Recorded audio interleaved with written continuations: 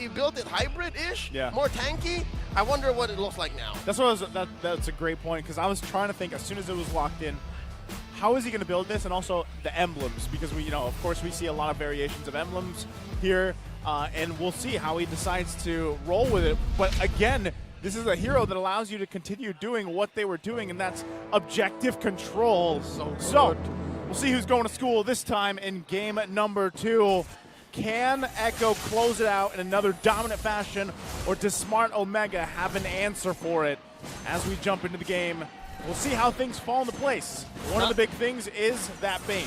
You know what? We're not sure what the build's going to be, but one thing's for sure. Whatever Carl DZ builds here, definitely going to be the standard for a lot of players. Yep. Not just the players in the MPL, but also for the home. I'm updating my build as soon as this game's done. Let's watch that out. Something that Omega does have, though, in spades, and if ever we do make it to Game 3, this is their version of schooling. It'll be a schooling on isolation. That's one thing that they have great. Yeah. Like, when they have that Astral Echo on point, and they get that wave. Dude, even the Wave Dragon's going to have a bigger hitbox. Oh, yeah. Right? Just true. It's true, man. So, yeah, no, if Omega can make it happen, if they can go super fast and pick off the cores of Echo fast enough, then yeah, definitely, we're on our way to Game 3. Now, opening it up to the XP lane, there's a reason why the Lapu doesn't get picked as much, and I hate to say it because I love Lapu. X4 is going to eat him for breakfast, dinner, and lunch. Kilaz. Oh, look at that. Call easy. Coming Very in. aggressive. Fast clear. And again, if you're clearing as fast as a Bane in mid, Sanji doesn't mind. Usually your mid laner hates it when you take away a little bit of that XP, right? Yeah, yeah. But nope, here it's fine. You're fast. Here's a build. You're going to make up for it. All right, that's Frill, as we did say earlier. In the Quantum charge. Quantum charge. Quantum charge. Get out of here. There it is. There's a build that you guys want. And we'll find out the itemization in just a few moments, but it is. Chaknu, though, in the middle of 2. He's fine. suffering. Didn't need to spend that flicker. Yeah, Omega's expending so many resources right now, even denying. Whoa. Whoa!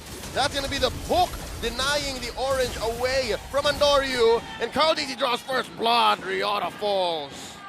Man, JP really delaying that, that take as well. So not allowing Andoryu to get even in contention for that first turtle.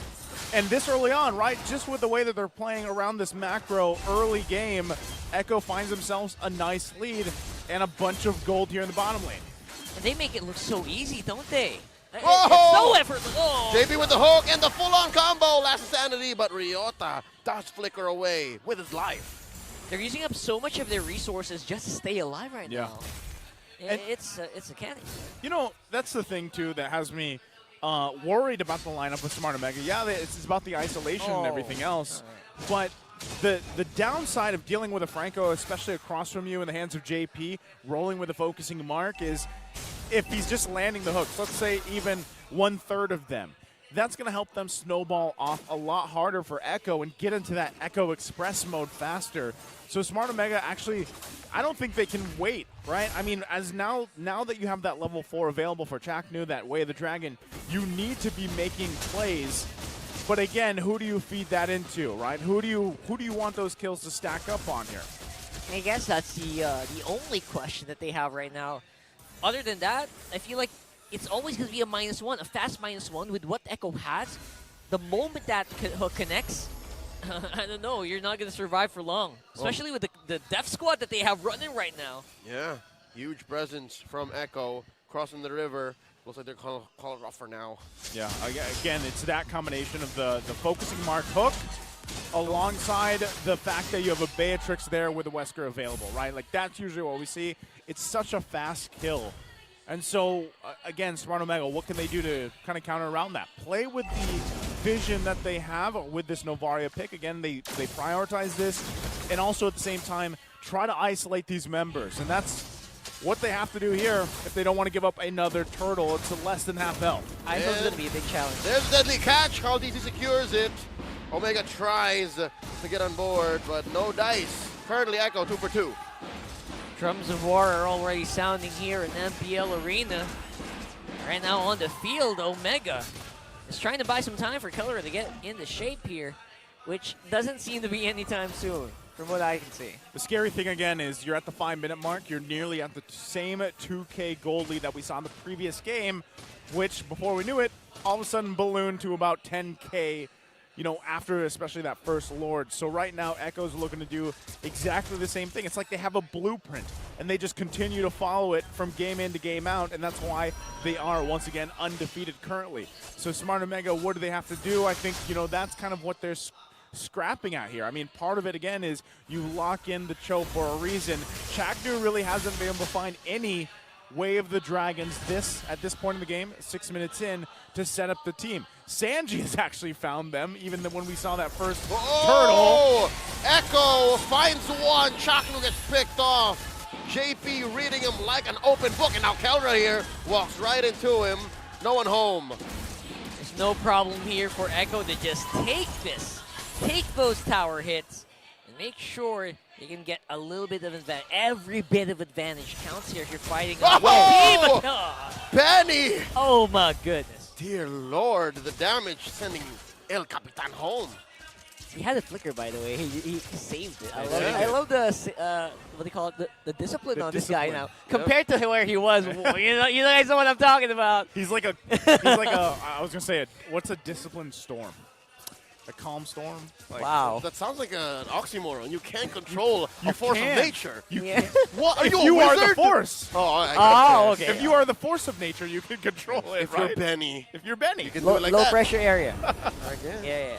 All right, so third turtle of the game is up. I think this is just, again, another turtle going to the hands of Echo, right? They are so dead set on keeping that basically 100% turtle take ratio right now, as they do.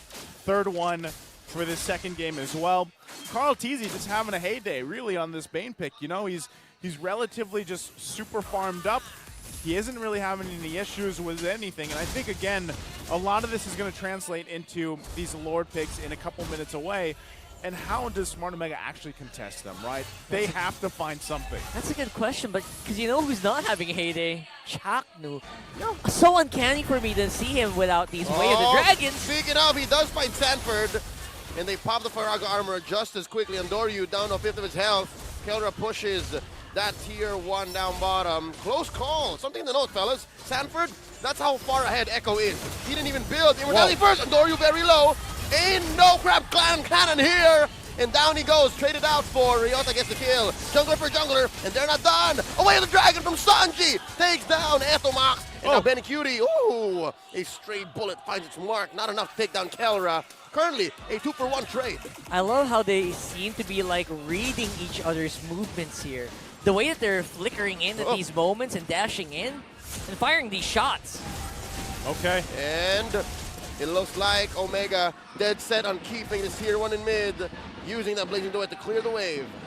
So I think, asking what does Smart Omega need to do to accomplish to get back into this game, or at least keep it under control where it doesn't balloon in favor for Echo, that was step one, right? Get one of these kills, it went in the hands of Ryota, try to play around that, try to hold on to what you can, but most likely they will lose this tier 1 if they continue to put pressure here from Echo on it leading into this first Lord. If they don't, and they hold on to it, then that's great, right? At least they have some of that space to work around with. But still, I think it comes down to that Lord fight. They should be able to contest it, because if they just give it up, we've seen it before. Oh, this is troublesome. Oh, the hook steals away the small camp there, but at least they know where he is. Full-on combo. Sanford's gonna eat it. Last Insanity saves him, and here comes the cavalry. JP with a concealed play. Spots Ryota, gets the bite down, and there's the full combo. Feeding up a kill to the big old crab man pirate, whatever Bane is. Now they're gonna convert into the Lord. Quick push up top though by Kelra. Echo makes a beeline, blitzing this Lord. Scary thing is, it wasn't even full combo. I saw Sanji and Carl Teasy holding on to their ultimates. So whoever that was, whoever that could have been, definitely was going to go down. Oh, watch Doryu trying to steal it. Not going to happen unless, ooh, close call. All 5 members of Echo were knocked up. Y'all see that? Yeah, I love it too, because even watching that, Teamwork. Sanji is just like, you can't get past me, because he's ready with the Way of the Dragon. So, and Doryu really didn't have much of room to work with there. So, First Lord also secured here for Echo. They're going to play around this, probably convert some of the tier 2s, if not some of the tier 1s that are still left up here. And so far, the items are showing that there are some core items that are already completed for Omega members, but nowhere near ready to actually go toe-to-toe yet. So I think Omega, again, kind of had to just buy some time here. There's no other way around it, man. Buy some time, working with this Lord. They will lose the tier 2. They should make quick work route. One thing that we are seeing from Smart Omega's lineup is relatively good clear, right? Whether Calra uses the Blazing Duet or not, they should be able to clear out things for at least now. As we get further into, more late Lords taken, then it gets increasingly harder because, of course, you want Calra to be able to utilize that Blazing Duet for some of these team fights. I mean, the fact, too, Andoro, okay, fine. Yep. But again, even Sanford, right? He just recently did pick up the Immortality. So we saw how many resources were being thrown at Sanford, but that's just kind of one of the annoying things dealing with an X-Borg across from you, right? It feels like it takes so much team effort to get a kill on an X-Borg, and then he gets an Immortality, it gets even harder. Yeah, the exact amount of time it takes to kill an X-Borg is forever. Forever. Yeah. Feels about right. That's a metric amount of forever. That's Exact number. exact number. Yeah. That's what I was going to say. Check this out. Deadly catch. Committed over by Carl Teasy down bottom. And look at Andoryu, man. Andoryu's just here to do the JOB. He's just here to just leave minion waves and have it passively pushed. He did that successfully down bottom. So Echo now has to consider that. Echo now has to answer up top. Watching Andoryu right here play like this and play on the Lancelot kind of reminds me of how Ryzen had a hard time slotting into this lineup as well. On that same role and same hero. Deep and fresh wounds, huh? Like your new jungler now. Oh, wait. Oh. All right. Wait. No, Carl Teasy Andoryu thinks. still got it. No, Andoryu still got it.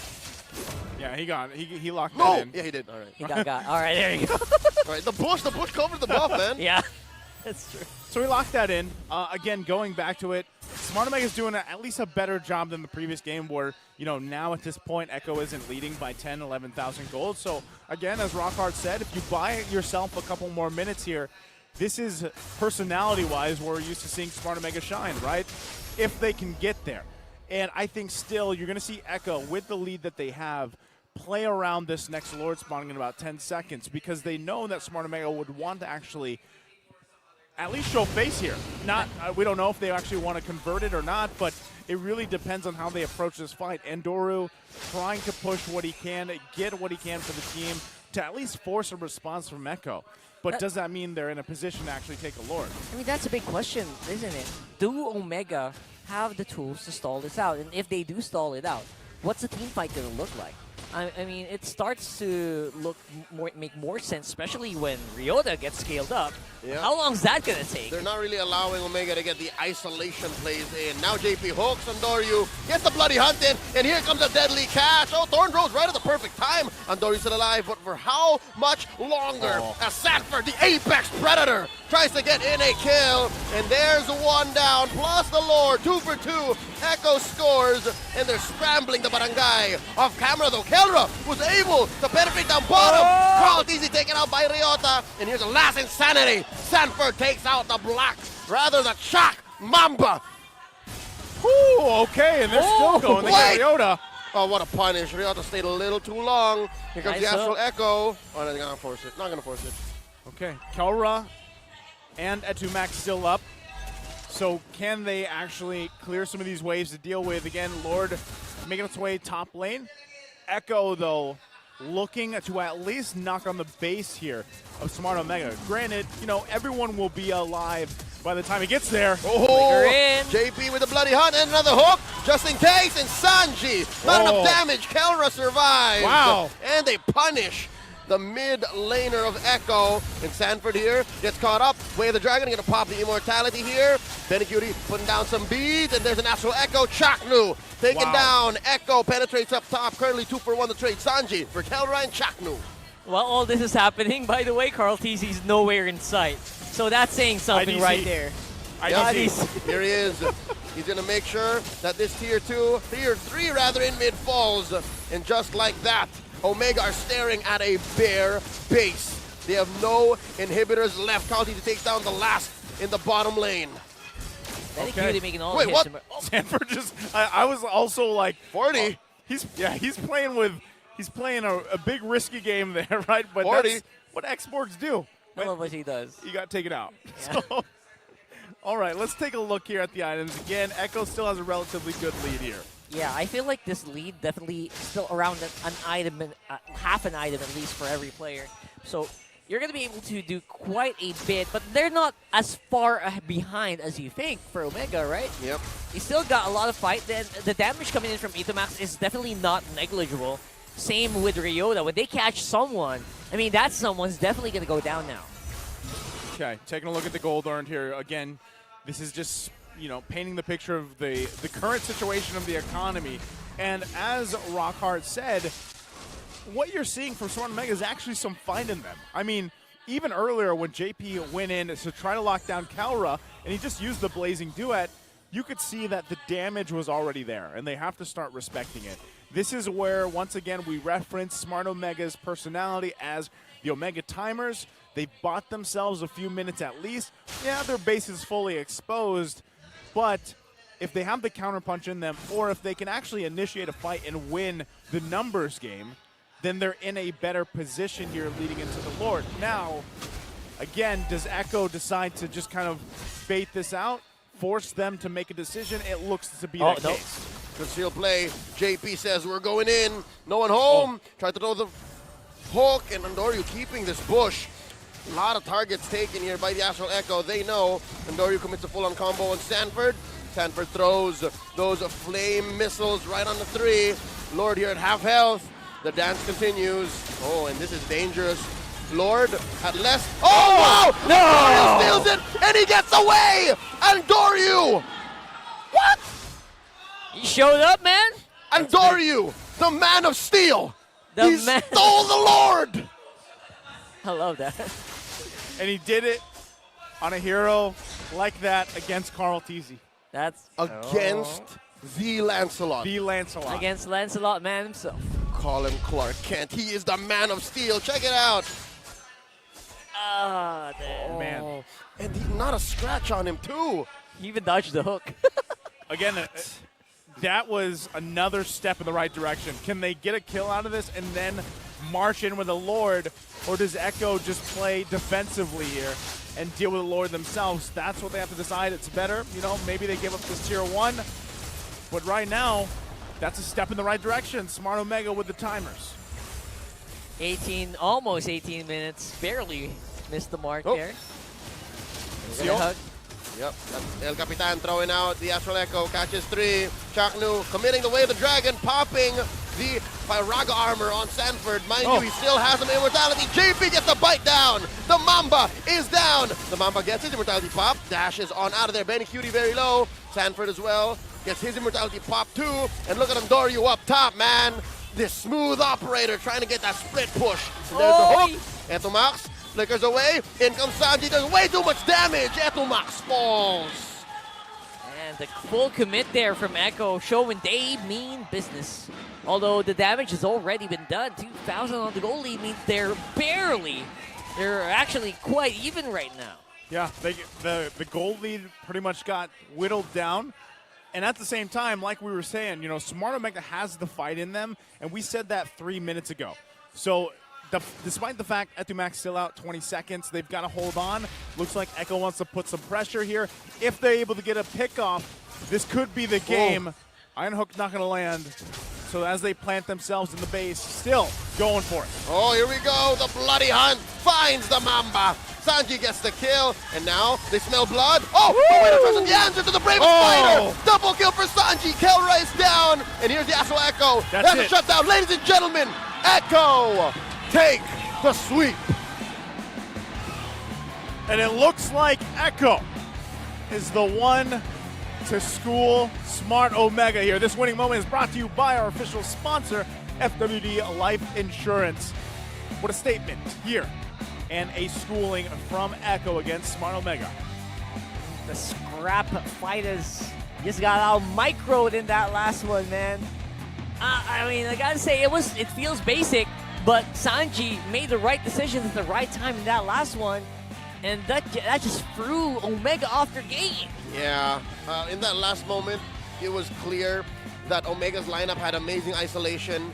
If the map was a little bigger, maybe they had a chance. Yeah. But inside your own base, it's too much all in, man. It's too much all in, and if you couldn't find the right target, at some point, man, Sanford's not going to cut it. The Farag armor is just way too much to deal with. It's something that I feel like, again, a lot of teams are why they like that export pick. You know, you can visually, it looks like, oh, he's almost going to go down, but then just the way that he works and with the items, and even when you have to consider an immortality to go through, it's kind of, you end up throwing a lot of your resources at him, right? We're dealing with an export, and again, across the board, it did look like, once again, Smart Omega made some of the steps in the right direction to get to a game 3, but